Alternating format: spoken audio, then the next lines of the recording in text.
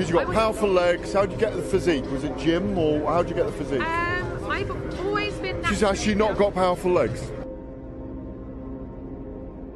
Do you shower in your dressing room? Do you have a shower on the day of a fight or not? Tell us about the tattoos. Shut the fuck up, you little prick. But then I've got the Phoenix. Hey, prick. So I'll take it from Bob every day of the week. Absolute disgrace. That's your knowing mind. Move him out of here, there. Ricky Hatton didn't go over for his fighter because he risked getting abducted and sold into sexual I never said that. Both have been rape victims. I'm not watching Frank Buglioni live on Saturday night. You're out of your mind. Jesus Christ, get yourself a life. He's actually a priest. Yeah. It's because his brother John Fury eye gouged him. What have I told you all this time? He's going to end up sucked out, fucked out, looking for a handout. Boxing nutters messenger group. I'm gonna be the king. J-Pump. You know what I'm saying?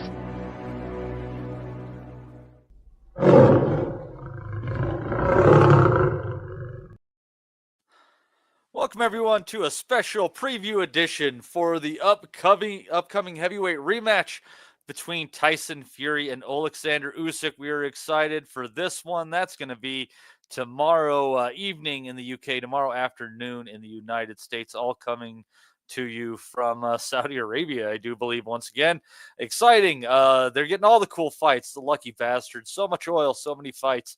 How can you even compete? But we're looking forward to this card right now. I got Justin, we got Dez. I'm going to open it up to some of the folks in the Nutters group as well. But we are looking forward to all of these predictions. We have some weights. They came in fully dressed. Fury 281, Usyk at 226. And it's tough to tell how much Fury actually weighed. He was wearing a leather jacket, big dude. My hunch, he's coming in about 265 pounds. But we are looking forward to this fight coming up tomorrow. I just watched the first fight a moment ago, and Des, you weren't able to join us on Sunday, but I'll tell you what I noticed in the first fight that I think is very important. Other than a few instances of some decent back foot stuff going on, the fighter who was coming forward was the fighter who was winning the fight the first time around. It was close. Fury had a great 10th after being rocked, and they're both out of energy, but I think this could be an early night. I don't think Fury's coming there to box. Hello, Matty. Hello, Justin. I hope you're both well.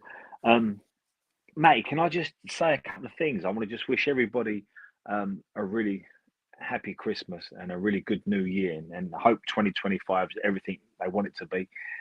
We've got a great band of listeners, and I was contacted by a fella called Aaron, who just wanted to say to me how he appreciates the pod being so consistent. It's every Sunday. In the last 6 to 8 months, Aaron's had a tough time, and the pod's been a little bit of a respite for him every Sunday where he can just get away from things. So a big shout out to Aaron and all our listeners, really. And I wish you all a really good, happy Christmas, okay? Going back to the Fury Usyk thing, I feel like I'm going to shortchange our listeners a little bit here, because I'm not going to change much of what I said for the first one. I thought Usyk would win the first one, and I think he'd have the ability to adjust and adapt, and I think that would probably outdo Fury when the going got tough. We saw a steady start, and you're right, there was a bit cagey. There wasn't a lot of front foot action in the first couple of rounds, but then Fury started boxing like a big man. And I think I thought at the time, wow, Usyk has found out that size really matters. But then I don't know if it was a combination of Fury's stamina let him down, his energy levels fell off a cliff. Usyk adapted and put his foot down. And that's when we saw front foot boxing win. And Usyk was fantastic for about 4 rounds. And then we saw Fury. I don't know if Usyk was having a round off. Then we saw Fury come back into it. But I felt that they both saw the fight out, knowing that we can't change it now. And I think Usyk was a good winner. I don't buy into this narrative, Matty, that it was close. I didn't have it close. I thought Usyk was a unanimous winner. I gave him 8 rounds. I know that's high, but he had the count too. I think Fury's got to do an awful lot. I don't want to get into the prediction just yet, but I think Fury's got to do an awful lot to turn this one around, because you're dealing with a very, very good, versatile fighter that knows how to adapt in difficult situations. And this is an interesting one, because unlike Dubois and Joshua, who are both world champions at heavyweight, neither of them guys, any version of Dubois, any version of AJ beats any version of Usyk. But that can't be said for Fury. Fury had a window in his career where he could legitimately say he could have beaten Alexander Usyk. He's been that guy. And that window was somewhere between Deontay Wilder 1 and maybe Deontay Wilder 3. Somewhere in that window of his career, Tyson Fury could claim that I would have beaten Alexander Usyk. But I just think their trajectories have run a different way since then. For Fury to win this one, I think he should be a bit heavier than what he was for the first one, and he's clearly coming heavier. I predicted 19.4. It's very hard to get a gauge because he was wearing a vest, an underlay, a leather jacket, tracksuit bottoms, shoes. I mean, a guy's 6'6", 6'7", and I mean, them clothes must weigh collectively 7-8 pounds if you put them on a scale. So I don't quite know what his specific weight is, but if he's somewhere between the 19.5 and 20 stone mark, it's quite an anomaly. But I think that suits Fury. I think he's one of the few guys that suits being as heavy as possible. I think he enjoys being an 18-wheeler. I don't think he enjoys getting down under 18 stone. I think he loses a little bit of his zest. I think he enjoys being the big guy. I think what he's got to try and do is expand on those round 3 and 4 when he was fighting like a big man. But he can't expend too much energy doing that at one time. He's got to stretch that out. And I think if Fury can get into round 7 or 8 with his nose in front, I think he's got the ability to hold Usyk off. But the hard part is sustaining that from the word go. And when you're winning this fight, stopping Usyk, adapting and changing it. Because Usyk's a guy that can bounce between a plan A, a plan B and a plan C. It's a really hard fight to call. I'm not going to go into predictions yet, but yeah, whoever wants to take centre of the ring, whoever knows how to adapt, whoever's versatile enough to switch between their various plans they've got, because the other guy's going to adapt too, I think that's going to be the one that gets their nose in front. I've got quite a strident view on how this one will go, but I'm not going to touch on it yet. Okay. So Beat Bob Boop getting pound 99 in there says, I think Tyson will do Usyk serious damage. Round 4 TKO. That is bold. That is very, very bold in that prediction there. We do thank you for the super chat there. I don't take anything off the table for this fight and how it might go. It's just one of those fights. I feel like it's not gonna fit the script of the first one by any stretch. Another thing I noticed in the first fight is that the body work from both guys at times was absolutely brilliant. In the 5th round, Fury really stepped on it, and he was hooking well to the body. He definitely bothered Usyk. Usyk looking over the ref a couple of times. But early on, Usyk did really well doing a kind of I guess what you would call a it was a 2-1, but he kind of did a little pause in between. What Usyk did is he kind of caught on to Fury's rhythm, and he would throw his left to the body, catch Fury, and then he would kind of wait for the comeback, and then he would just throw a hard straight jab into Fury's flank. It was very clever. Justin, what are you going to be looking for early on that might tell you who's going to end up winning this fight?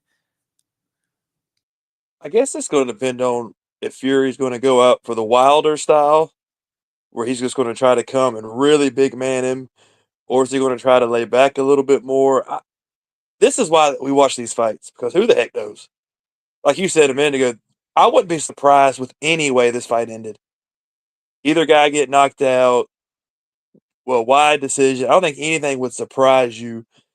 Fury, I just got a feeling that he's going to go for the Wilder 3. I just got a feeling he's going to try to go at Usyk, because his strategy last fight was he tried to box him. He tried to do different things. That worked for a little bit, but in the end, he kind of wore out, and Usyk started to really, because I don't think people understand that Usyk, Fury had a lot of success the first, 6, 7 rounds, but Usyk was landing his shots. He was putting the pressure on. He was just setting up what he wanted to do, and that started to wear down Fury, but I don't know.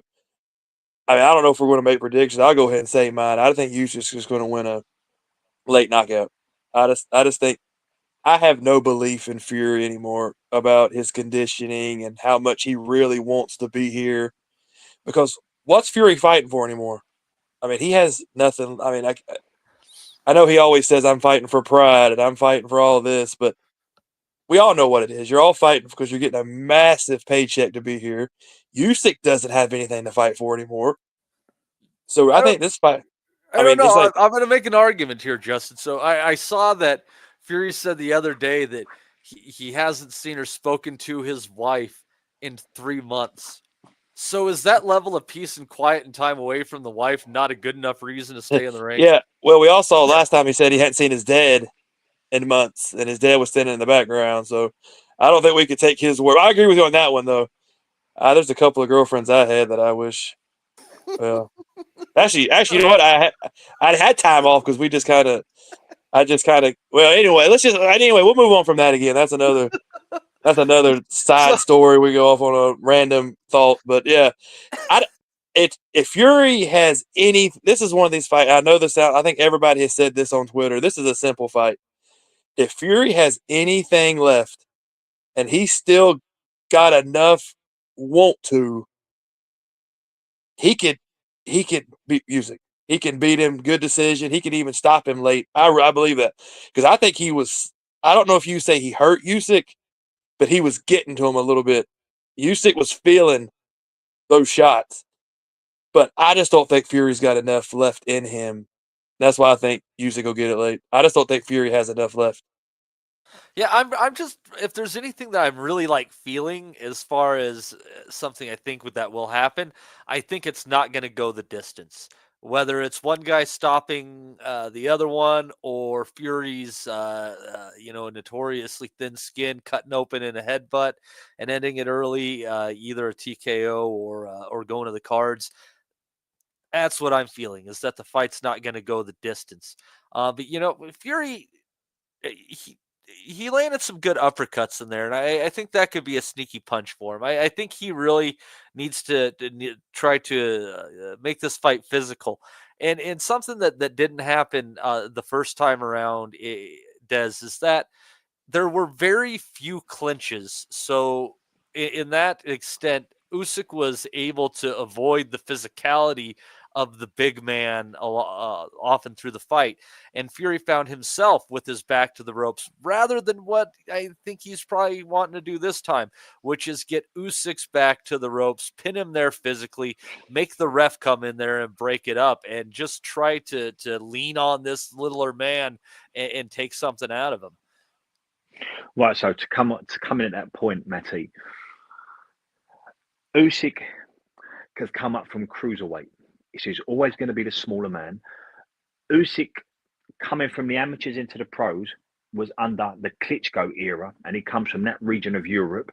And coming into the heavyweight division, he's been swamped by giants like a Wilder, a Fury, and a Joshua, a Dubois, a Joyce. And I think Usyk has spent a career adapting a style where he's not standing in front of the bigger heavyweight. So if you look at Usyk, he understands angles really well. And I don't mean, extreme angles, just slightly standing off center. So if you can imagine Tyson Fury standing in front of you, Usyk stands to Fury's right. So Fury can't lean on him, he can't press him, but also he can't throw that uppercut on the inside. And if he's not standing to his right, he's just standing over to his left. So Fury's got to adapt and adjust. So it's not a natural swing for Fury. And that's when Usyk lets his hands go. And he's got that almost like that little style. We see it with Joshua. He goes tap, tap, tap, and he goes off again. So you're not gonna be able to lean on Usyk. You're not gonna be able to pin him down and press him. It's just not that guy. He's far too good, and he spent a career as a smaller man, knowing where he's going to end up. And you can't underestimate what the Klitschos taught guys. And the Klitschos were the masters of punching and leaning. Usyk has learned that one. So there's no way Fury's going to be able to keep Usyk pinned down and lean on him. It's just his feet are too good, and he's looking for it. I think if I was Tyson Fury, and I can give you 10 reasons why I think Tyson Fury don't win this fight, but if he's going to win it, he's got to really invest in Usyk's body and slow him down. I think body shots are where you might find a lot of success. I think Fury's got more chance going to the body, being a bigger man. I know that's a little bit harder to achieve than what Usyk has, believe it or not. Well, there's a lot of evidence that Usyk does not like it to the body. I mean, no one likes getting hit, but there's a lot of evidence that says that doesn't do well for him. And he looks to the referee sometimes in these situations. And that's, when it comes to guys with such a rich amateur pedigree, sometimes the way that you have to beat them is to take them to a place they've never been, which is oftentimes into a street fight. They'll beat you in a boxing match 99 times out of 100, but a street fight is something that they don't necessarily comprehend. That's why, you could argue that Derek Chisora took Usyk to as deep of waters as he's been as a heavyweight. If you close your eyes, Matty, and all that's correct. If you close your eyes and just visualize Usyk's standout wins, 2 AJ and 1 Fury, he's like a Duracell battery, but it's quite minimal movement. He's working around a very short circle where he's not standing in front of the bigger man, not allowing him to lean on him. So the only way I can think Fury could stop that type of energy is to invest in the body, but he's got to do it early and he's got to make it very effective. It's going to be a battle of who can, it's interesting. And I don't know if Fury's going to fight righty, lefty, or what he's going to do. It's not going to be a matter of a fight for foot position. This is going to be a matter for fighting for who's moving forward. Because I both guys, that's what they picked up. Neither of them are fools when it comes to what's going on in the ring. And they both understood from the first fight, if anything, whoever was pushing the other one back was winning the fight. It's just how that one went. And I that's why I expect this is going to be a fun fight. And if Fury tries to come forward like that, if he misses too often, if he gets too aggressive and a little bit too loose with his combinations, Usyk is going to be able to pick him off in the middle, and that's why I'm feeling the stoppage personally. Yeah, because can I come in? Fury, sorry, Justin. Fury can't. I was saying, but Fury can't. I don't think Fury can win the fight if he doesn't come forward. No, it's going to be really hard for him to sit back and just let Usyk come forward the whole time. And so, like you just said, does he have enough in him to be on the front foot the whole time? Because he can't sit back on the ropes because Usyk. That's what Usyk wants. So, like, I don't. So that can't work. That can't work. Right. So when we say like Fury coming forward, let's go through Fury's career. I thought he got beat. Now, this is not holding it against him. This is just let's not kid ourselves that Fury's this indestructible character that can do what he wants. Against John McDermott, he shouldn't have got the decision the first time round. Okay. Against Wilder 1, he got caught an awful lot, and the referee done him a favour in that last round by giving him a count when a lot of referees would have waved it off, took his gum shield out of his mouth. Against Otto Volin, he got careless and got cut badly. He could have been stopped that night. And against Usyk, he could have been stopped. So this is not a guy that can march forward with sort of complete, well, I'm the big man. I'm gonna do what I want. He has to be really careful in there because there's no doubt about it. Usyk's the best fighter he's ever fought. So he can't just say, I'm going to walk forward and march his kid down. Because in the past, I've seen Fury get outboxed, outpunched, and lucky to get away with them a few times. So he's got to be really careful against the best fighter he's ever fought. And I've got to say this as well. Not only is Usyk the best fighter he's ever fought, listen to this. This is the worst 5-year run Fury's ever had in his career. So he's going against the best fighter he's ever fought on the back of the worst form he's ever had.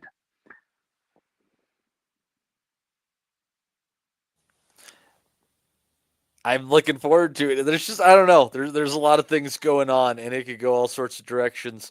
And to speak about another direction it might go, seconds out, own Eamon Khan. Ames, what are you thinking about this one, sir? I know that you just checked out the weigh-in. What does your trained eye tell you? Anything to glean from it? Hello. I'm at a place called Vertigo. Trained eye for me. Don't know about that. Well, I try to give you some reasonable credit. You should just fake it till you make it, right? Yeah, fake it till you make it, indeed, and that's what I'm doing. I've come up with a bit of a wacky prediction. I'm going for the draw because I'm sort of buying in. I don't really buy in on promoter spiel of, them trying to sell the fight and trying to find reasons for Fury. But I do believe that his training camp would have been hampered by that cut and wouldn't have been able to get in effective sparring, a full version of the sparring that he would do in normal camps for that first fight with Alexander Usyk. So I do believe that he wouldn't be that full version of himself. And maybe the same thing can be said for Alexander Usyk. I do think that both fighters will make adaptations in the fight, and I'm going for that crazy prediction, the draw still. But as the fight creeps closer, look, I do like the energy from Fury. I don't know what his weight is. I don't have any whispers of what his true weight is from any kind of official weigh-in earlier in the day, but I will try and get that to give myself, and if I can share it, kind of everyone else a bit of a clear indication as to what Fury will be on the night. I'm sure he's not 20. He's not 20 stone. No, I don't think so. But I'm sure that will seep out as we get closer to the fight here. I just think that from a Fury perspective,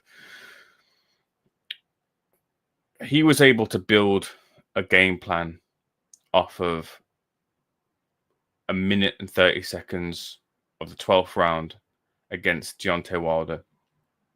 And I think that's what they're looking to do. They're trying to rummage and scrap around for a bit of a game plan from the first Usyk fight and take heed and take kind of positivity from the fact that Usyk wasn't able to finish him when he had him in dire straits. Usyk couldn't land that shot. And it's funny in that moment because in that crisis moment for Tyson Fury, he was probably the most elusive he'd been, not for want of trying, but because his body betrayed him. But he showed the some of his game in kind of just that upper body weird kind of motions that were just making Usyk throw and miss. And I think he's got to return to that. I think he's got to use, in amongst the conversation about he's got to use his size and strength against Alexander Usyk, and that's all easier said than done with someone as masterful as Alexander Usyk. And any fighter in general, you have to earn that position to be able to throw your weight upon someone. But he can still use his size and strength, or size more so, to his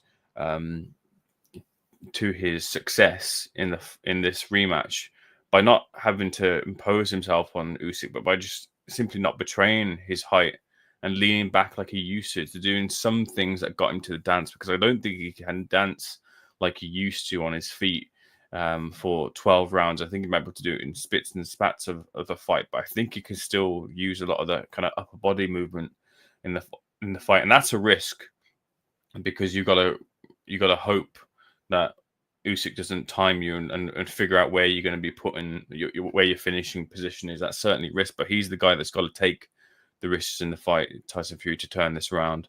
I think that's sort of the way he kind of opens a bit of the door to finding more success than he did in the first fight, along with for someone as well that we give the credit to Alexander Usyk as this masterful offensive and defensive fighter with great footwork. He was still caught by some real good uppercuts in that first fight, which is a real hard punch to predict, to throw, and then land on someone of his caliber and nature. And I believe that he did hurt Usyk in that fight with that shot. And I believe that Usyk did and was able to mask how hurt he was, because you hear these kind of whispers from, not whispers, but Usyk says it blatantly himself. Like if he didn't move from those punches that Fury was throwing, then he knew he would have been caught and hurt badly. He said that Joshua's punches, one of them sent him to the moon and back. I know that's a little bit that gets lost in translation, but I think this is a guy who, when kind of the dust settles, does admit that he's hurt by big heavyweight shots, and I don't think it's going to take that one to land it, but that one might be the door busting down the door for Fury to then land several. It's just whether he can land it or not. I believe he can. Whether he does and finishes the job is another thing. But look, I'm ready for all the talking to be done. I'm kind of tired of all the discussion. At least I'm tired of the broadcasted discussion on it. I'm looking forward to tomorrow night. Yeah, the narrative is out there now. It's just time to get in the ring, and it's some of the stuff's been exhausted.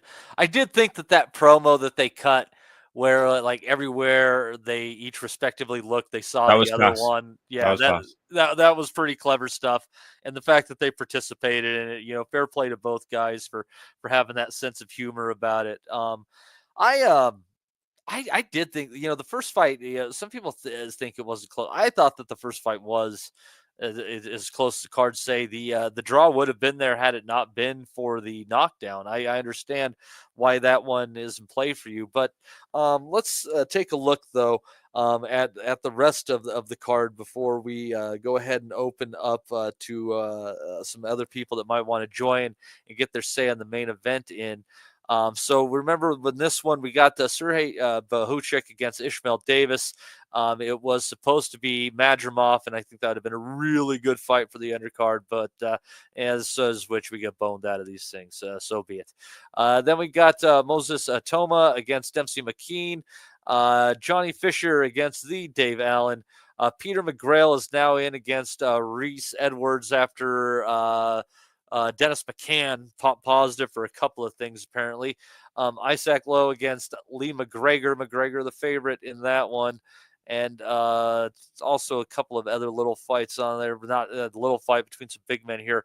Andre Nowitzki against Edgar Ramirez is going to be on there. I think that might be on before the pay-per-view card. What are your thoughts on that undercard there, Des, since you didn't get your say this Sunday? We've got a couple of kids from the Ukraine, obviously. Usyk's bringing them in.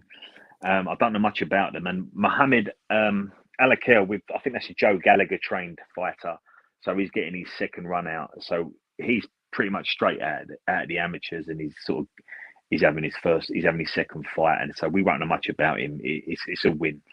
The ones that are notable for the British audience, if we start with Isaac Lowe, I think Lee McGregor wins that. I think Lee McGregor's had issues with weight, and I think he's at a good weight now. He looked good on the scales, and I've not seen nothing in Isaac Lowe to suggest to me that he beats Lee McGregor. He always makes a bit of a spectacle of things, and he always seems to sell well, Isaac Lowe. But I think Lee McGregor wins that one. The interesting one is Moses Atoma and Dempsey McKean, because they're going to compare this one to Filip Hrgovic. I think Itoma stops McKean. I think he'll have a look at him, and then he'll start touching him, and then he'll start lighting him up. And I don't expect Dempsey to be there come round 8. I think Moses will get to him at some point, just because he's so fast. He's got great variation. He understands timing and feet. I think he'll take Dempsey into a world of uncertainty. And Dempsey's been a pro for 10 years now, and I've not seen nothing in Dempsey that suggests that he can go more than 8 rounds with a live Moses. However, Moses coming heavy today, so I don't know how serious he's taking it, and I don't like this fluctuation in heavyweight boxers and their weights. If you know what your weight is, you should stick with that. That should be your discipline. However, it might be a case of, no, we're playing with this and we're experimenting a little bit. And we know heavyweight boxers have never been so big. So maybe Moses wants to just play around with his weight and just see how it suits him. Peter McGraw, yes, unfortunate that the McCann one's fallen out. I'm really disappointed in that. I've been a fan of Dennis McCann. I like watching him box. I followed him from the amateurs, and I'm really, really disappointed he's popped. And I thought that was going to be one of the standout fights on the card, McGraw and McCann. That's a real good one, that was, and it's a shame they haven't got it. I expect McGraw. That one plus Madrimov against Bahuchik, that was making for a pretty damn strong card. I was quite happy with that. Now it's just Yeah. Well, I had a chat with someone this morning. He said the undercard's not worth much, and when you look at it, it's not. You know, Baranchik and Madrimov has fallen out of bed. McGraw and McCann has fallen out of bed. But if them two stuck up, and you threw in Fisher and Allen plus the main event, you've got a really good, interesting card. Unfortunately, it's just gone a little bit on the turn. But I think McGraw wins that one. I'm looking forward to seeing Peter McGraw because I've heard a lot of good things about him from in Liverpool. I like the way he's turned that defeat out in Las Vegas around. I think it was no, it wasn't Las Vegas. It was on the Edwards and Rodriguez undercard. I think out there was it Arizona? Arizona, yeah. You're only like 3-4 hour drive away. Yeah, so it was. I like the way he's turned that one around, and I know it sounds a little bit perverse and a little bit around the houses.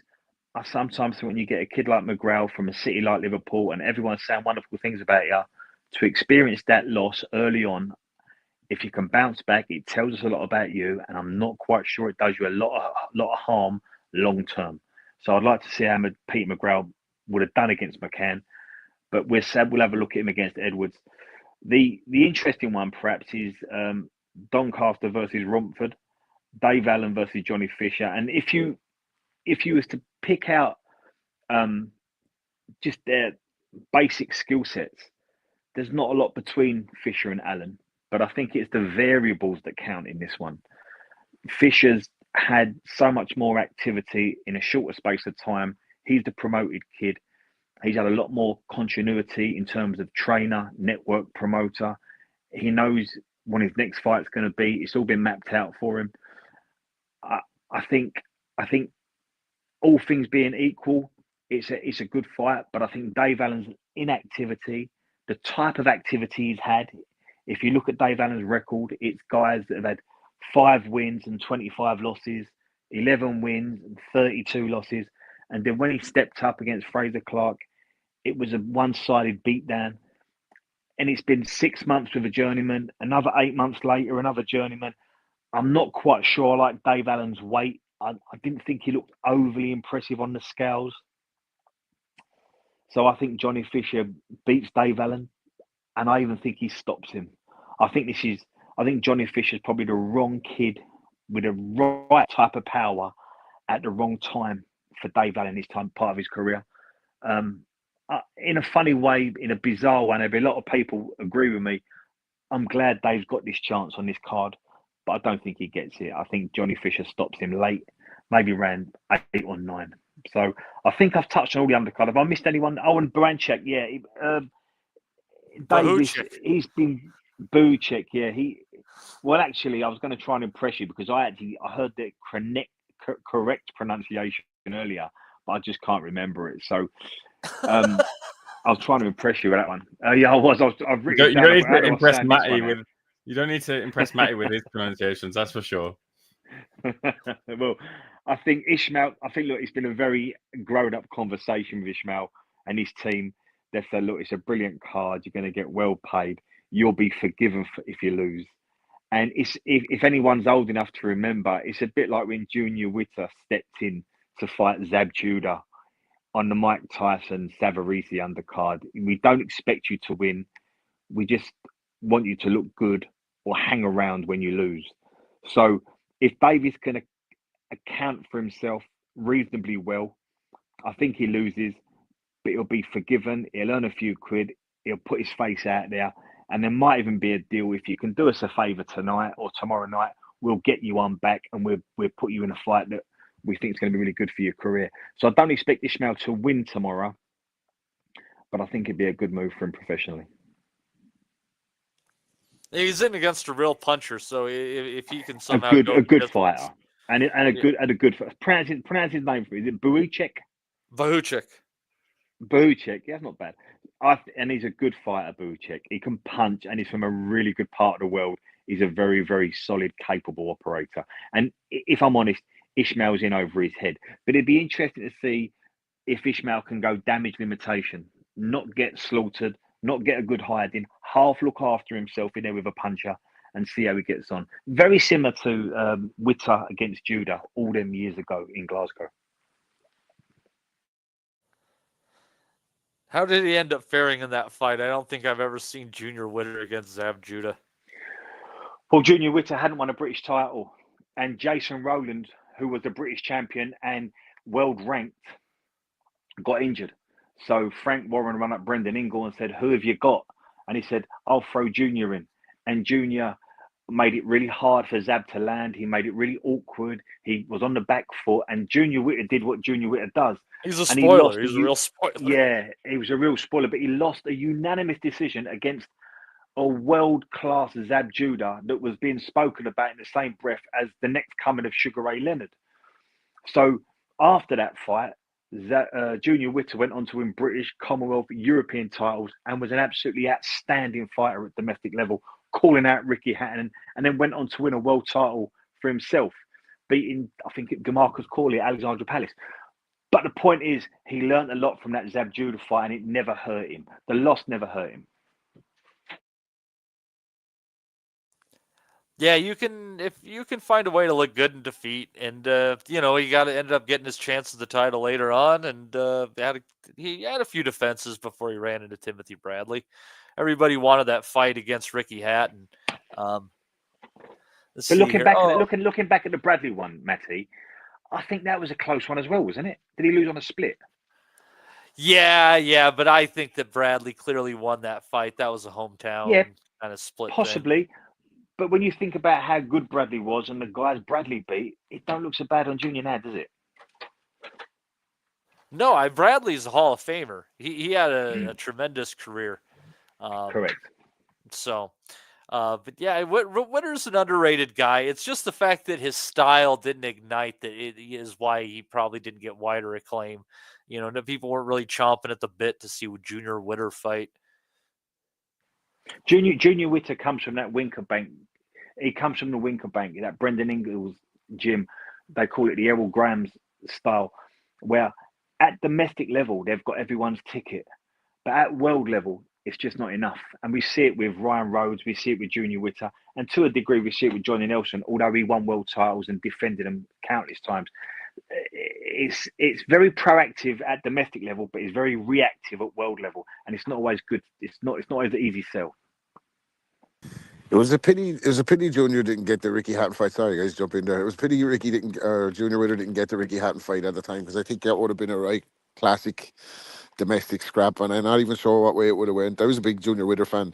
I told a story on the pod years ago. I met him in the airport. He was buying, and I feel like it was Michael Bisping with him when I look back, but I don't know if there's any connection there. But the guy with him looked very similar to Bisping, but.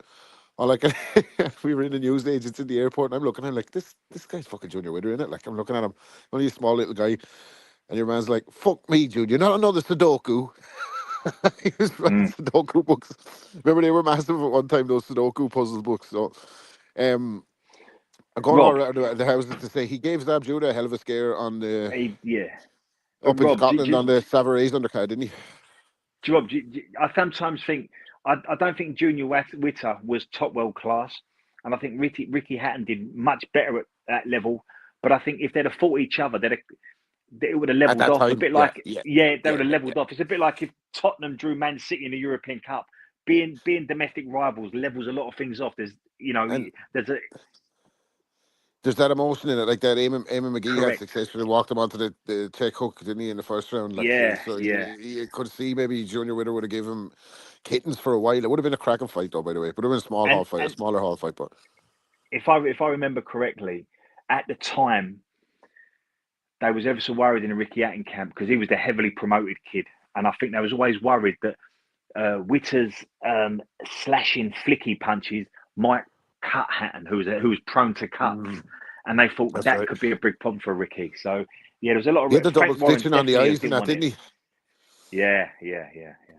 Funny, Ricky's gonna just Ricky- sorry, Marty. I just mentioned when Rob and Des were talking about Ricky Hatton. I haven't been following much recently. You know, I'm a bit out of the loop, but I was listening to an interview with Barry McGuigan on Talk Sport the other day, and he was talking about, you know, why he couldn't back Fury to win this rematch, and basically he settled on the issue of how Fury's lived his life. You know, not living the life the way Usyk has lived the life, and he made this comparison between Fury and Ricky Hatton, and how Hatton could have got so much more out of his career. And it was actually a good conversation because Andy Goldstein, the Talk Sport interviewer, one of the better guys actually interviewing, he actually sort of made the point to Barry, well, you know, even a Spartan living Ricky Hatton, would he have managed to fare any better against a prime Mayweather, a prime Pacquiao? But I just thought I would get that in there while the two lads were talking about Ricky Hatton. But it's an absolute, I have to say, Matty, it's a privilege to be back in such exalted company. And as I say, I just want to preface anything I say about the main event by saying I've been out of the loop and haven't been following stuff as closely as I should be, or as closely as I would like to say, I should say. But I'm looking forward to the fight, big time. What's been the consensus so far? Yeah, we actually have a fair bit of people who think that it's going to end in a stoppage. James, who jumps on the show with us from time to time, says that he, in an email, told me that he thinks that as much as he loves Tyson Fury, he's a huge fan of his. He thinks that Usyk is going to stop Fury this time around. Ricky Graville throwing a 10-pounder in there, says, yes, the boys, we are a community. And the community, I think, is definitely leaning towards Usyk, but I don't know. Rob and Dom are joining us on here, and it's the only bet that I like as I look at it that I feel like any interest in putting, because I think it's a good possibility, is for the fight not to go the distance. That's the only thing that I kind of feel comfortable in. So I think that just probably goes to show you this is going to be a 12-round unanimous decision for somebody, Dom. Yeah, well, I mean, my good friend Rob Kelly was telling me earlier that he thinks Fury will get the win. I think Rob said. Fuck's sake, Dominic, let me give you a prediction, man. Will you? Fucking hell. I thought you'd already done it. I'm No, stealing I'm your joking. thunder. Go ahead, man. I'm already joking. What do you have to join it? Go ahead. Well, I think thought he was a good friend. Who's this here? Is that Ames? I thought he was a good friend. He's gone and stewed your prediction now. That's it. You let these guys in names and see what they do to you. A friend of the pod, just guy in the pod now. It's like a thief in the night. I'm gonna see. Well, I sort of think if the fight goes the distance and it's in any way close, I think Fury has more chance of getting the benefit of the doubt in a close fight. I think, you know, the incentive has been there for the trilogy fight. They would make all the comparisons with, you know, Ali Frazier. They would build it up like that for a big decider in the middle of next year. So it sort of comes down to whether you think Usyk can, whether he can get Fury out of there before the final bell. And you know, it then comes down to this question of who did the first fight take more out of, and you know, I'm sure not a few of the listeners and the rest of you guys have, since the first fight, have heard Frank Warren bleating on about how he went into Usyk's dressing room after the first fight and how looking at Usyk, you would have thought that he was the loser or he was the one that the fight took more out of. I would take that with a huge pinch of salt. You know, he may have been more marked up. You know, Frank was trying to say he had a broken jaw or this, that, and the other. But I mean, I think that 9th round, it's hard not to believe that and not to think that what Fury went through in that 9th round wouldn't have taken a huge amount out of him. And you know, what will he be like after that experience? And as I say, I go back to what I mentioned a few minutes ago about what Barry McGuigan was saying. Usyk, of the two guys, is the better preserved of the two. McGuigan said the difference is Usyk's an athlete as well as a boxer, he's an athlete. Fury is a very smart boxer. He's so many attributes. He's got the heart of a lion. He makes the most of his attributes. He makes the most of his attributes until maybe you would say in the first fight he didn't fight in a way that sort of accentuated those physical advantages, but maybe Usyk didn't allow him. You know, he pressed him and put him on the back foot, and you know, if you're on the back foot, it's very hard. I remember Des saying to me, you know, if you're a bigger guy trying to make use of your advantages, you have to be fighting from the middle of the ring. And Usyk, maybe it just shows how smart he is. He probably knew that too, and his team probably knew that, and thought that's the way to take that advantage away from Fury, or prevent them from even exploiting that advantage, not give him that territory in the ring. So I think the fact that Usyk, I think if he gets Fury going, I don't think Fury will be saved this time. I'm going for Usyk to get him out of there in the last third of the fight. Definitely, I'm looking forward to it. I'll be interested to hear what the other fellas have to say. Well, Ricky Graville also saying in there, but if you want to talk about brilliant takes, he says, if British boxing was Kill Bill, Des would be Pai Mei. And I think there's by the way. that's very funny, except the fact that fish heads don't pair well with a nice red. I don't know that Des would exactly qualify for Pai Mei. I can only say Ricky Gravelle is our man. I really like Ricky Gravelle. He's a gentleman. What character would Ricky Gravelle be in Kill Bill? These are the questions we need to know. The leader of the Crazy 88 or something. Oh no, he'd be Bud. He'd be Bud. What Ricky? I think I love you, buddy. Ricky Wakey, eggs and bacon. he'd be just sitting there with fucking rocks all around. I hope he's not your man that was driving the truck in the fucking first thing. Anyway, let's fucking. Oh man, going off the hill on this one, but yeah, this has been that was a good one. So yeah, it's there's a lot to take from this, and I'll say this, you know, people say that round took a lot out of Fury, but Usyk wasn't really able to step on the gas after that ninth round either. He didn't have that body work that Fury had put in. I think limited Usyk a bit. I don't think that Fury gets a chance to go 12 rounds necessarily if he hadn't made that investment to the body that kind of kept Usyk from being able to really fire on all cylinders in the championship rounds there. So does anyone agree with that? Disagree vehemently? I don't know.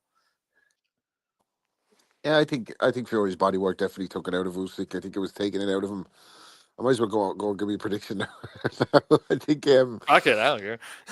Yeah, I think Fury was doing a bit of body snatching once he adjusted. What surprised me about the first fight, we have to suppose start there. What surprised me about the first fight is that how slow Fury was on the feet compared to normally the way he hasn't been up on his toes probably since Wilder won.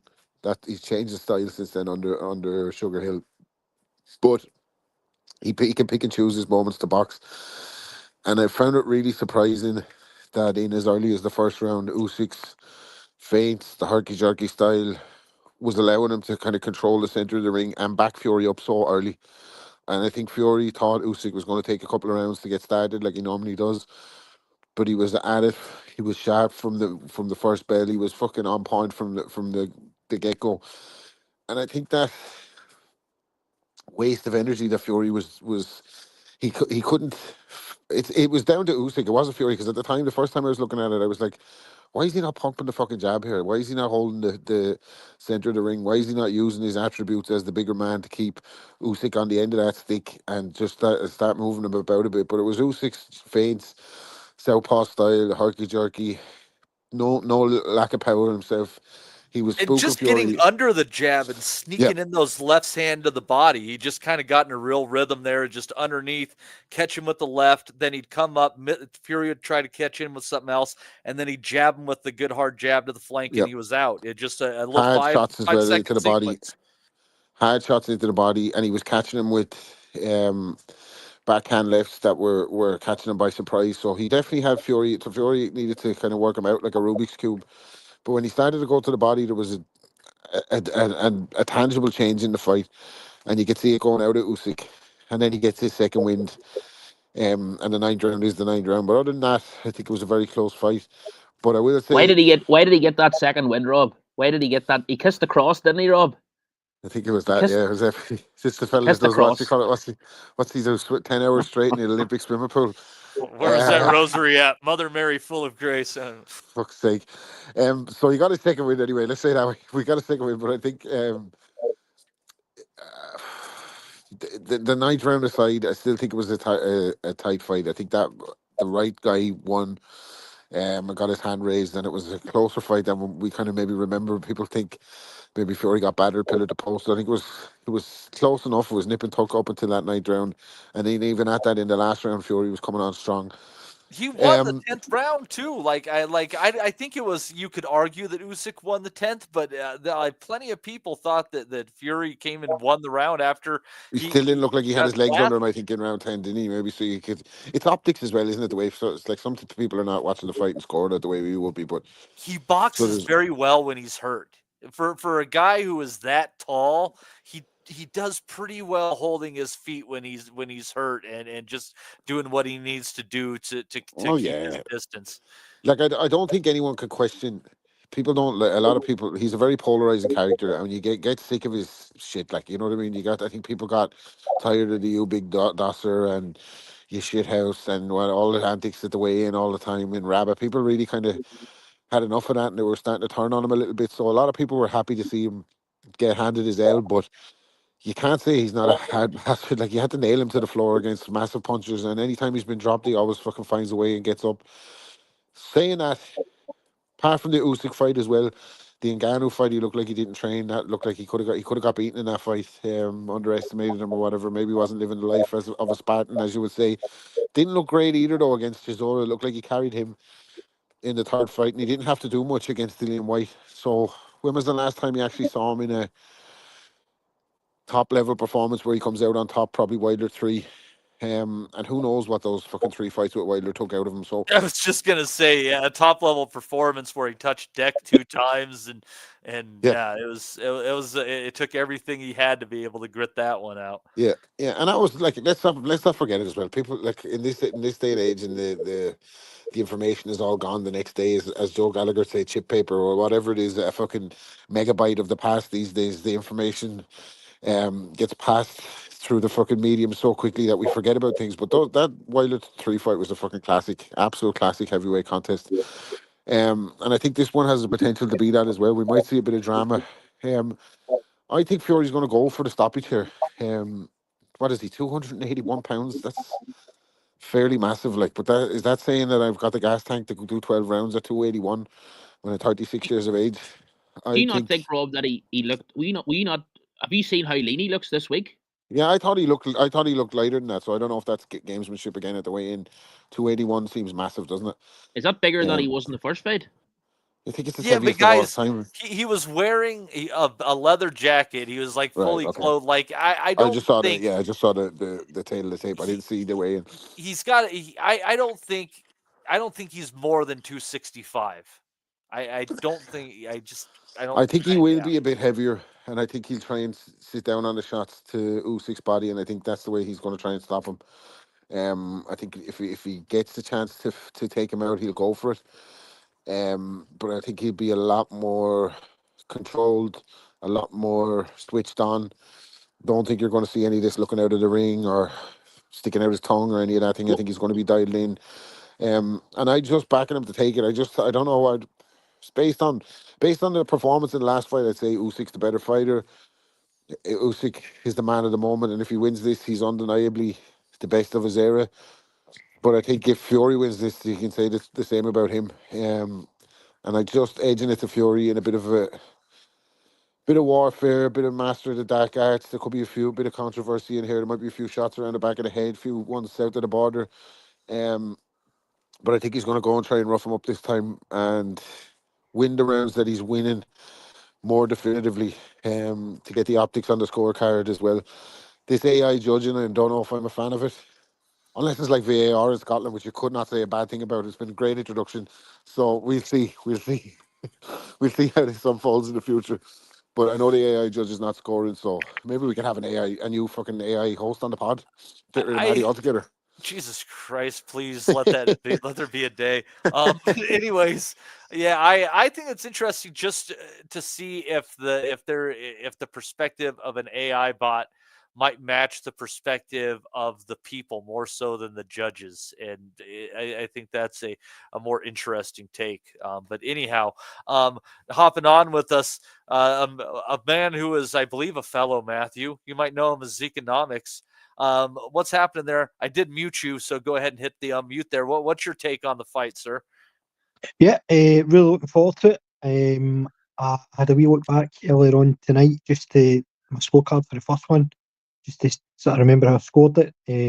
First time round, I had Usyk by 1 point, which was basically that knockdown, or can't even remember if it was a clean knockdown or just the ropes keeping him up. But that kind of point advantage from a knockdown was the difference for me. First half of the fight, I had Fury winning at 5-1 and really bossing it as well at certain points. Usyk was still in the rounds. Some of the rounds were close, but I thought at times Fury was really, really big man in Usyk. He did waste a bit of energy kind of clowning around and kind of mocking him and playing to the crowd a wee bit. Not expecting much of that this time around. The second half of that fight, Usyk came right back, boxed brilliantly, obviously got the knockdown and did just enough to nick it for me. In terms of the weigh-in and how they're coming in, I've got to say I'm surprised that if the Fury weight is legit, I'm surprised he's come in so heavy. I think that any version of Fury is going to have a size advantage over Usyk. And if that size advantage is used well, doesn't matter if he's 30, 40, 50 pounds heavier, it's still going to tell on him. So I don't really see the point in coming in if it's legit, if he is really that heavy. I'm struggling to see why he would come in that heavy unless the plan is just to go in and try and bulldoze him the way he kind of did in the Wilder rematch.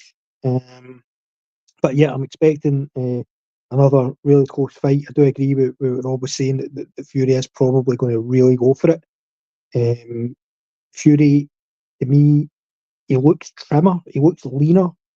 Maybe he's lost that wee bit of body fat, that slight spare tire he used to carry around with him.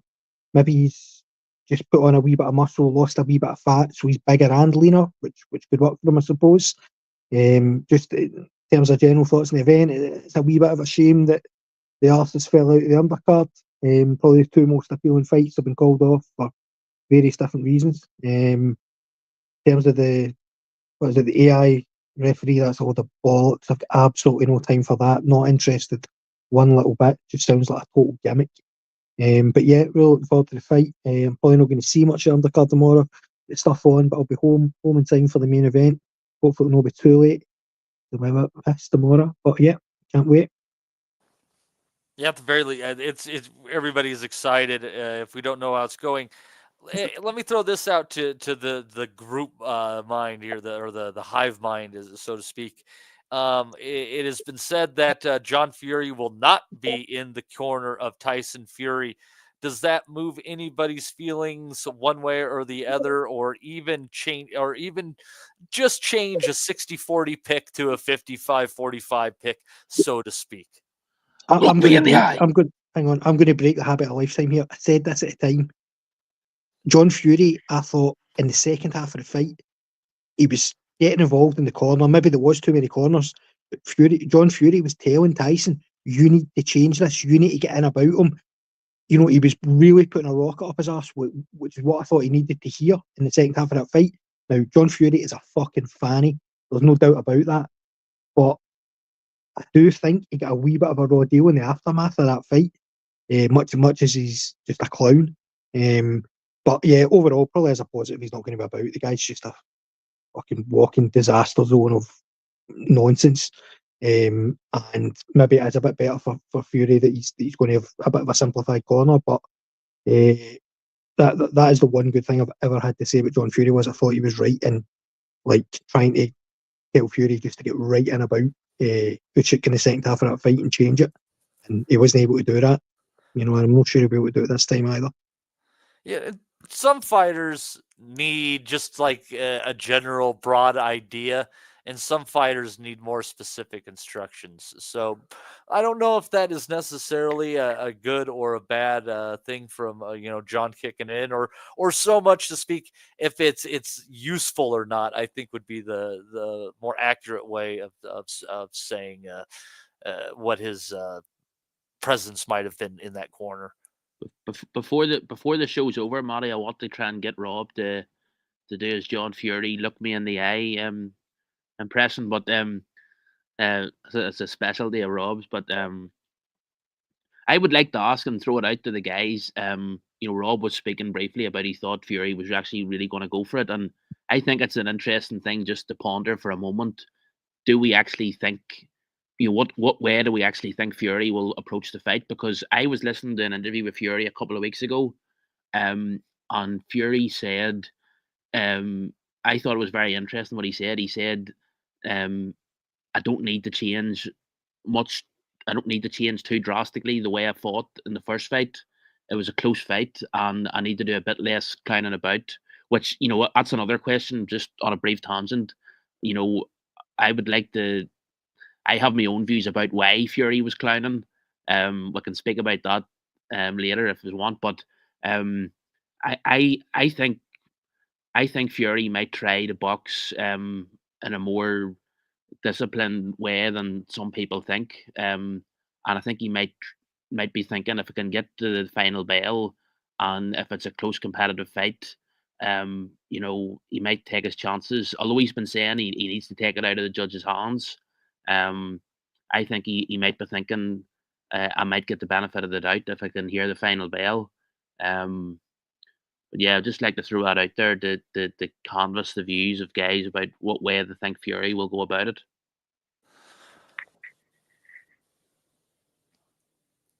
At this level, it's about the fine margins at the end of the day, and sometimes it looks a little bit more obvious when applied in the ring. Like in this case, I think it's the idea of you didn't spend enough time in the first fight on the front foot, and in this fight, if you see Fury on the front foot, 2/3 of the time, that's a small change compared to tactics in the first time, because they did some come forward things. They know what worked in those instances. They're just doing more of.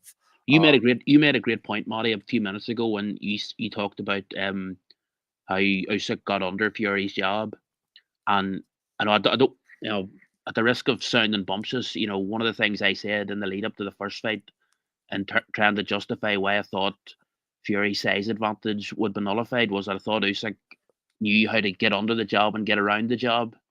And if you can't establish the jab, you can't. It's very hard to control the real estate in the ring. I don't want to take anything away from Usyk at all. I think his performance was fucking unbelievable. A couple of times now at heavyweight, he's been just sensational. Like, he stopped Daniel Lamar, he fucking beat AJ without losing around, maybe over the 2 fights, and he almost had Fury out of there. But I think Fury did look off, didn't he? He wasn't popping that jab. Like, he was flicking the jab out, and Usyk was able to time it with ease. You never remember when Fury came for the rematch with Wilder the second time, he was standing on the jab as if it was like a power shot. He never did that in the first fight. Now, maybe that's because he can't figure out Usyk out, and Usyk's movement is causing that. But do you not think, Rob, that's a if to say that it's a leap in the dark, as it were, to sort of think that Fury can rediscover that sitting down on the jab of the second Wilder fight? And if you're talking about predicting the fight logically, it's hard to. Thing. He's, for all the things that Fury is and all the Netflix show and all the fucking hoopla that goes with him, he's got a very high boxing IQ. He does. And I think, along with the 2 lads that he's working with, I think they will have recognised that. Now, whether he's able to put it into action and implement it is a different thing. But I feel like they know already they can't fight like that. He can't just stick the jab out lazy, because he's going to get countered, and he's going to let rounds are going to slip by, and he's going to lose them, and he's going to be in the trenches. I think they're going to have to establish that early. Like, but anyway, maybe it starts with doubling and tripling the jab, which usually he's quite good at.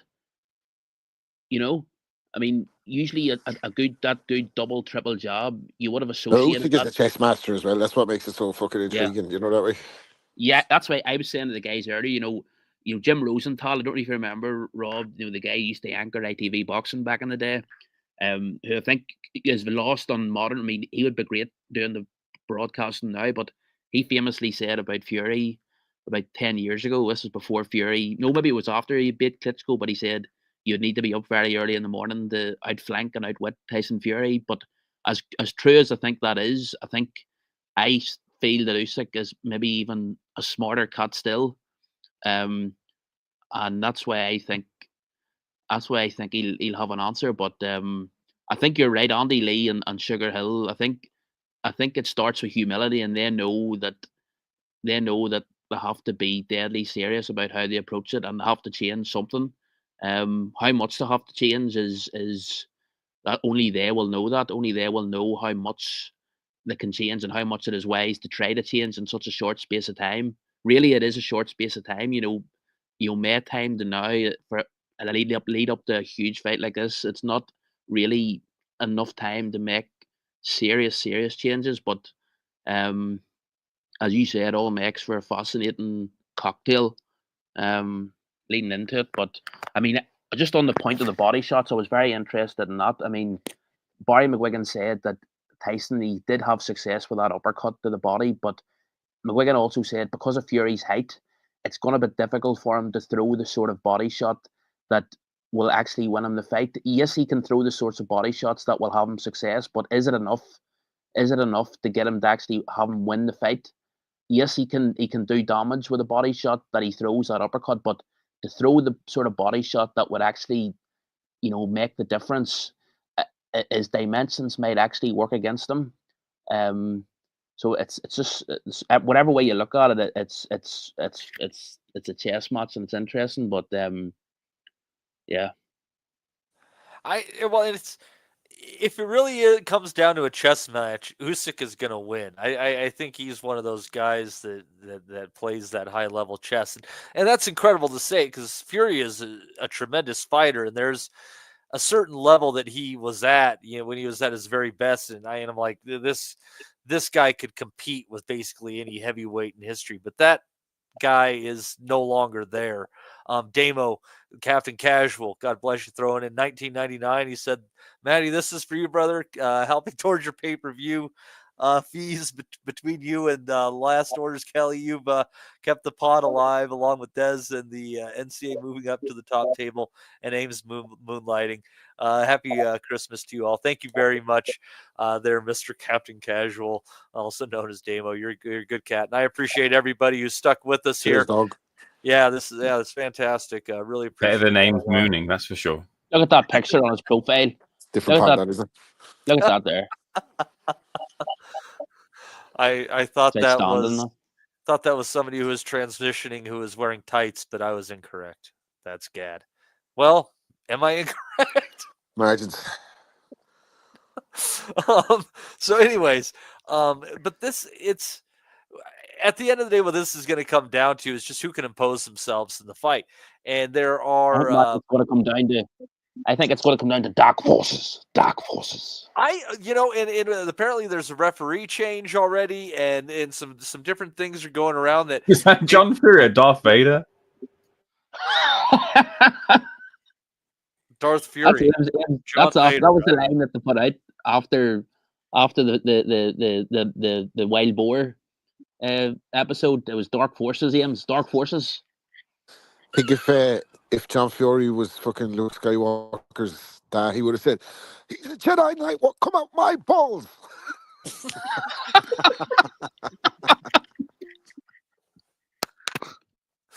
Very well done, Rob. Very well done. So I do worry about fuckery afoot. Those kind of things always worry me, and I always try to look at the world through the prism of incentives, and unfortunately, there are far too many incentives for Tyson Fury to win and setting up a rematch, especially if this thing does some gangbusters when it comes to pay-per-views and things of that nature. So I'm not discounting that this could end up in a strange place if it goes to the cards.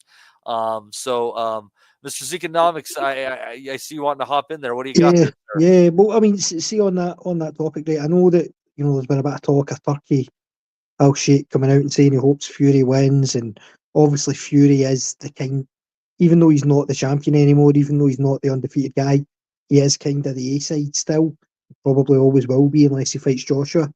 But I do wonder, in terms of the approach from Fury, could he just go in there and make it a right ugly, mauling, holding fight, a bit like the Vladimir Klitschko one way back when he first kind of sort of proves himself at top level. But if he goes in there and makes it a really ugly, scrappy fight, maybe the judges do give it to him, because the last fight, it wasn't really like that. Even though he's got that big size advantage, height advantage, reach advantage, weight advantage, he never really used it in that way last time around. I It thought was about quite that an too. entertaining fight, quite a good fight, quite I a thought clean about fight that. almost. Why You didn't know, he? I don't Why know. didn't he go and grab him? Like, why didn't he go and headlock Yeah, him? Put all his yeah, weight on him. And of I course. thought of it, it's like, I think Usyk's fucking stronger than you think on the inside. I don't think he was able to get a hold of him like that. I think Absolutely. Usyk was showing his strength in the clinch. That's what it looked like. But maybe this time that's why he's coming in a bit heavier. Like, He's got that kind of Evander Holyfield heavyweight build where he's generally strong. Holyfield obviously more chiseled than Usyk, but just in the sense of not the tallest guy around there, but physically strong and tremendously athletically gifted at the same time.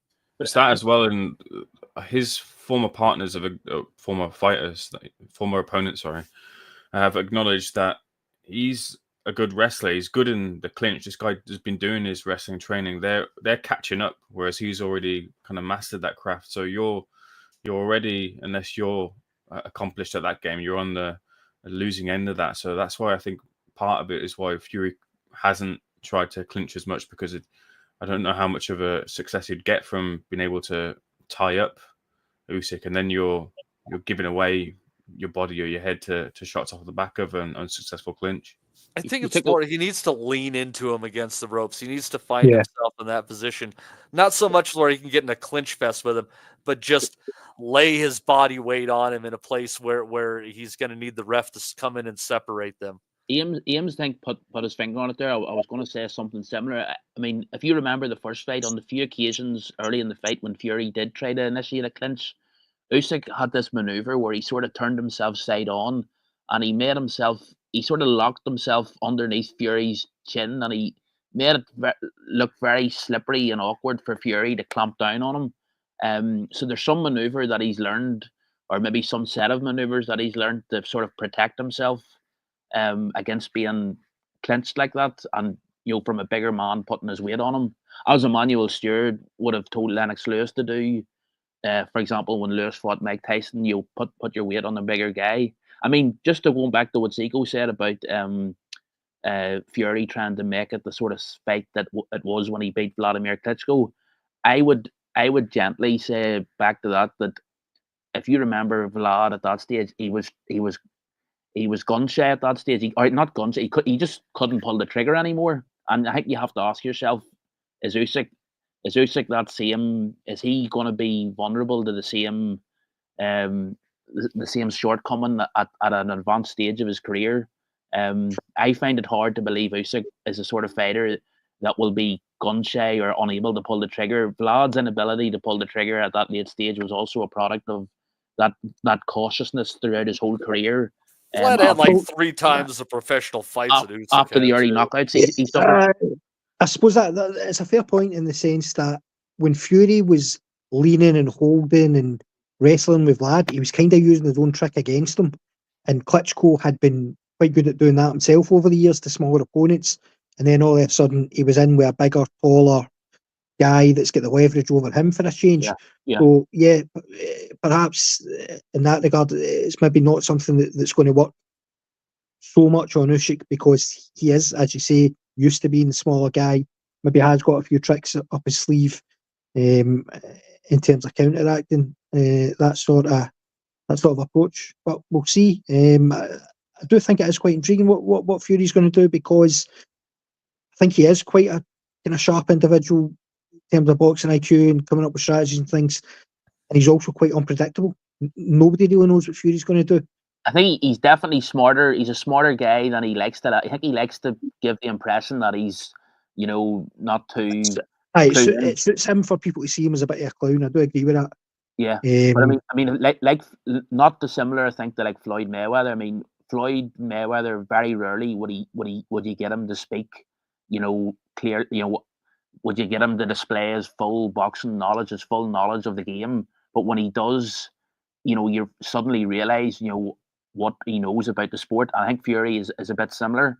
When you do get him to speak seriously, you suddenly find out, how knowledgeable he is, how educated he is. But whether that's enough, I think just because the language barrier sort of makes it seem, we don't know that Usyk is. He probably is the exact same, but just because of the language barrier, it's not as obvious. It's obvious enough he's still quite a quick-witted guy. Usyk, Yeah. even in what is probably his third language, speaking English. Yeah. There was a thing at one of the press conferences said, what somebody asked him what would you buy Tyson Fury for Christmas, and quick as a flash, he's like, I'd get my chocolate rabbit. Because he's always talking about calling him the rabbit and all that. A guy that can fire that off that quick in, I don't know, his third, fourth language, probably quite a sharp guy. Yep. And yeah, I think it is just a brilliant fight in terms of two guys that are, super talented, super skilled, but also got the ring smarts about them. And the first fight I thought was really close. I'm expecting a pretty close fight this time as well. Could probably come down to 1 or 2 rounds, and either you might see it one way or the other, but not really have grounds to take issue with whatever decision it comes. Going to be honest, can't see a knockout either way. I don't think that either one is really a big enough puncher to put the other one away. I know that Usyk did have Fury in a bit of trouble last time around, but if he was going to get that knockout, I think he would have got it the first time around. And for me, it's going to go to scorecards, and it's probably going to be close and contentious again.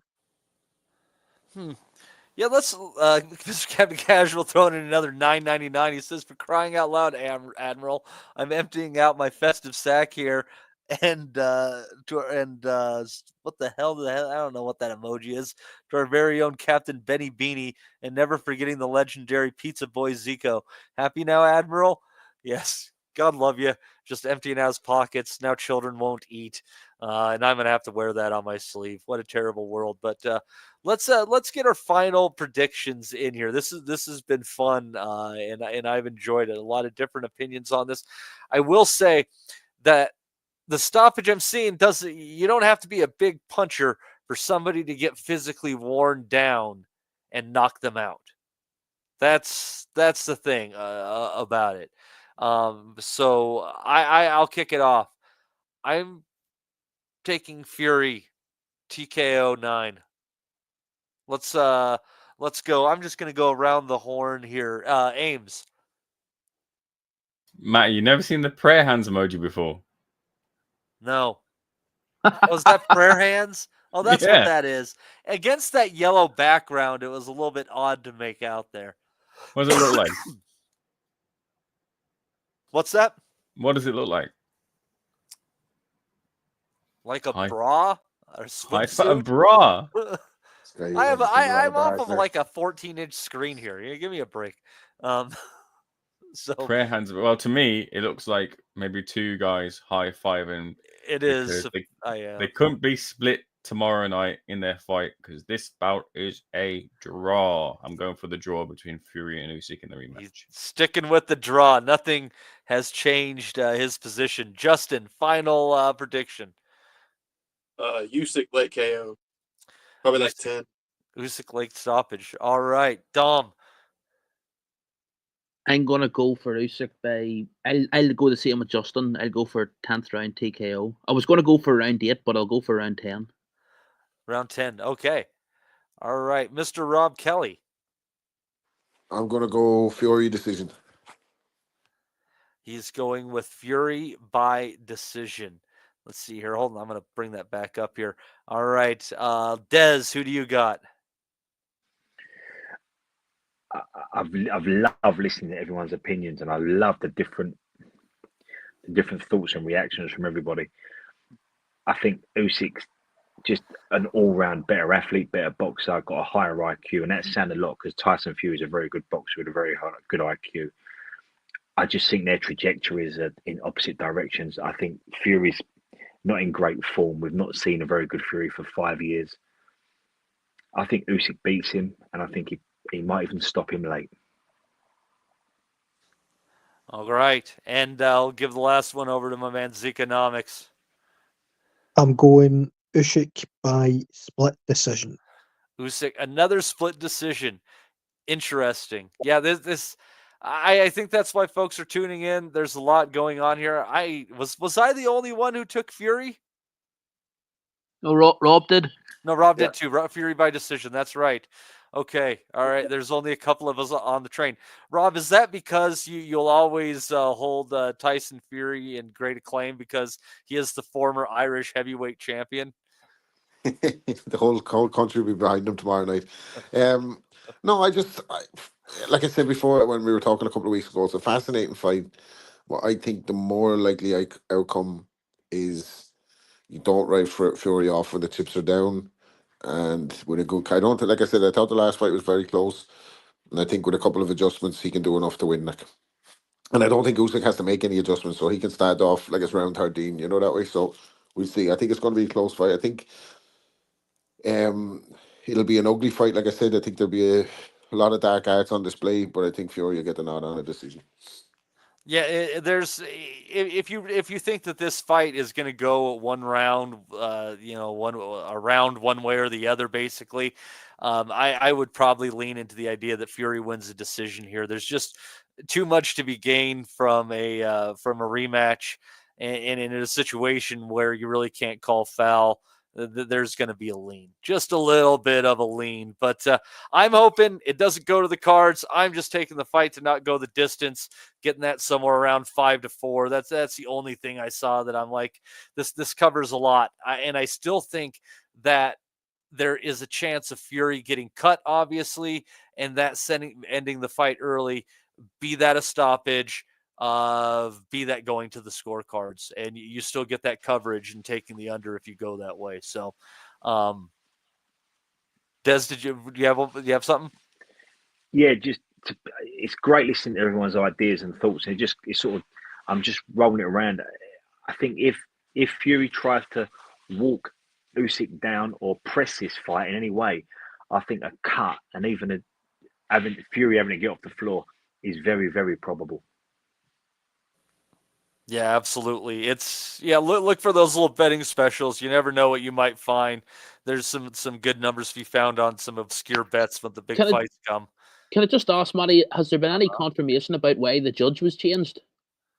I do not know. Let me see. From what I know, Dom, he was ill, sick. Oh, just that. I'd like to see the bona fides of his illness. Yeah. Take the test. No. Are you hearing anything about that judge situation? Anything? I've also heard, the referee. I've also heard that there's that Fury might want Weisfeld pulled or some of that. I thought Fury wanted Weisfeld in. I thought that's what it was. Oh well, there you go. All you're the one getting paid for this shit. That's funny because I remember Fury saying previously that Weisfeld was the one judge that he couldn't obey. There was one previous Fury fight that Weisfeld scored against him, and I could be wrong, but I'm pretty sure he said Weisfeld for some reason was a judge he couldn't tolerate at any of his future fights. But who knows? Might be wrong there. I remember hearing it, listening on the weigh-in panel, but it's in one ear out the other with that sort of stuff. So, Ames, where will you? But what broadcast team will you be endorsing tomorrow night, Ames? It's a good question. I think these kind of decisions just come down to who's on their guest panel, and I think Sky Sports has secured Shane McGuigan on there, so that's kind of tipped it over to me, kind of picking Sky Sports there for it. I know Dez is a lifetime. He says Dez would say Sky's never let him down. I'm TNT. I go on TNT. Adam Smith's getting my vote into zone, rolling back the years there. Fella from Northern Gonna Ireland party preferring like it's TNT. That's a big 2017. fucking shock.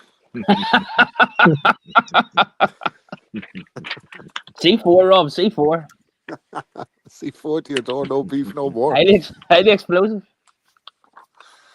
Oh lordy, yeah, it's we're gonna have plenty of options over there, but it's such a weird setup. But apparently everybody's making some money, so good for Matty, them. who are you giving your $90 to?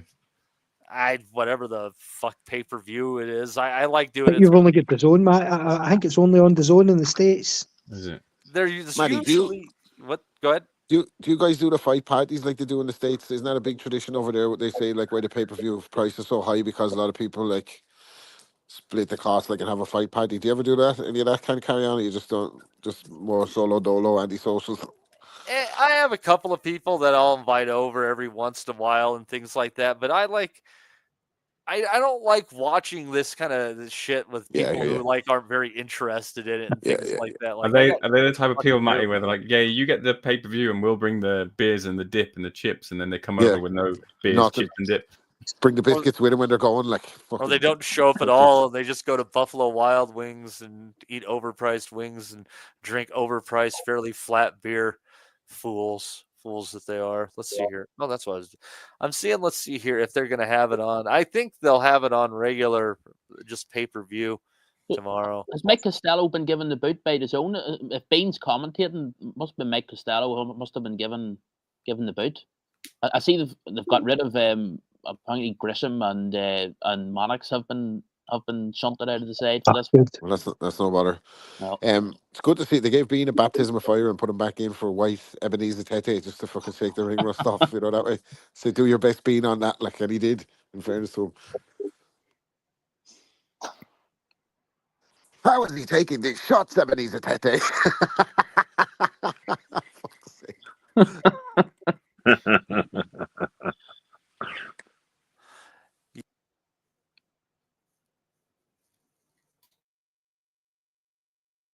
It looks like it's only on DAZN over here, actually. So it Just looks told like you that. yeah. Usually I can get on like just regular like your pay-per-view and shit like that because I Is it don't. not quite cheap, Matty? Is it no? Is Turkey not covering the cost of it? So it's $25 and £25. I think Something like that. Is that not what's happening? Let's go over to the. We His always pay so Excellency much Turkey fucking more. Al-Sheikh, in no way insensitive to the turkeys who will be slaughtered for your Christmas delectation this year. Quebec City. That was random. You guys got me here like it was get my Roku remote, having to go check the zone. I'm like, wait, how much am I paying for this shit tomorrow? It's a terrible freaking world. Imagine if they we're had living the likes of Ian Dark or Jim Rosenthal, if they'd folk like that back for a fight on an event of this size, it'd be perfect. But you just love if they would do it for one night only, even. But Well, never. interesting you bring it up. Ian Dart, I'm sure I've heard him talking about it before, and he said that he did get offered that, but he felt it wasn't right to do it. Just on a kind of big event occasion type thing, he felt that it would only really be right to do it if he was covering boxing week in, week out, watching all the fights, which he doesn't get to do with his sort of football commentating. Just shows you his integrity, doesn't it? Oh shit! Yeah, absolutely. It just shows you the type of. I'll tell Sorry, you Dal, what. go ahead, dude. Go ahead, For Rob, go pulling ahead. out to Turkey here, I'm only paying $40 for it. That's half of what shit usually is now. I'm just fucking hit buy now here. The greatest boxing interview that's been buried in the archives that's never reared its head on YouTube, as far as I know, was at the time Tyson was off the fucking. I think it was post fucking Evander Holyfield air bite. It might have been during the kind of comeback with the Julius Francis, Lou Savaries. I think it might have been before the Clifford Etienne fight. But Ian Dark got one-on-one time with Tyson. And Tyson just started talking wild shit, and you could see Ian Dark was terrified. He was asking Tyson like a general run-of-the-mill question about preparation for a fight, and Tyson answered him with, "What would Jesus do if he was here? Would he smoke a joint with me? Would he hang with me? I'm nothing, man. What would Jesus do if he was here right now? Would he chill with me?" And Ian Dark's like, he's the fucking shitting himself. Absolutely amazing. I would love if someone could fucking bring that back on YouTube. Well, here, Rob, here's another one with Dark that you in particular will love because it revolves around the sort of dross that Joe Calzaghe was fighting in his early defenses. But there was a particularly crap opponent, and Dark was interviewing Frank Warren after the fight. I think it actually may have been. I know this one. Yeah, it's a classic. It's on YouTube. I don't know if it was after Calzaghe had beaten Eubank or earlier in Calzaghe's career when he was still a prospect, but he had just dispatched some absolute can. And Dark was, intrepid in his question of Frank. And a Bricktop, you know what Bricktop's like. I mean, he took it as like, as like his mother had been insulted, that Dark was actually had the bravery to sort of say that, this wasn't good enough. I thought you'd enjoy that being the B-Hop got shafted against Sir Joe man. Love that though. I don't know if anyone's ever listened to it, but Ian Dart's got a great podcast where he looks back at his whole career. Can't remember the name of it, but if you Google it, you'll find it. He's got a great podcast where he looks back at all his career and the big fights and the big nights and the big interviews. He got a good story about Tyson when Tyson was fighting in the UK in the comeback trial. They get sent down to some like London hotel to wait for him, and obviously had to wait about 4 hours because that's how Tyson was back then. And like Tyson walks in like hours after he was supposed to be there, and they brought loads of newspapers with them because they knew what it was like. They knew they'd be sitting there all day waiting. And on the front of one of the newspapers was Jerry Adams. This is like early 90s peace process. Things are finally getting straightened out. Tyson walks in the room, sees Jerry Adams on the front page of the paper, and goes, "This is a great man. This is a great man." And Ian Dart just goes, "Well, some people think so." When you see, Nico, what the background of that is? I think that was a time when Bill Clinton gave Jerry Adams a visa to come into the States, and the major John May Major well be now. they were irate that Clinton had basically gone against their express wishes and granted Jerry Adams a visa. So it was probably Tyson was probably being exposed to all this sort of stuff coming out of the Clinton administration, that he was actually a good guy, a freedom fighter, like an Irish Nelson Mandela. And sort of that was a background to it, but Dark, there's something about the thing about Dark, apart from the content of his actual commentary, just the sort of sound of his voice is just something very distinctive. Oh, he's great. He's brilliant. I love Ian Dark. Just absolutely outstanding. Just such a big miss, but it just shows you his integrity that he wouldn't come back for a one-off. It's a shame. It's a pity because we relied on guests there for a while. He could have jumped in. God. Anyhow, we have gone so far away from this fight. It's shocking at this point in time. We're back to talking about Bill Clinton and dealing with what are we talking, like IRA stuff in the mid 90s or something here? So anyhow, I'd like to thank this question just come up for you on the pod. Any Beat Bop Boop said, anyone else struggling to forget Tyson's juicy ass? Yeah, I think that was frightening for anybody who caught that. I missed it, but then of course somebody had to show me and ruined my life. It was terrible, and I'm still trying to recover from it. Those things you don't expect to see on Netflix. Connor Mateer had a good one in there. He said, a new drinking game for the weekend.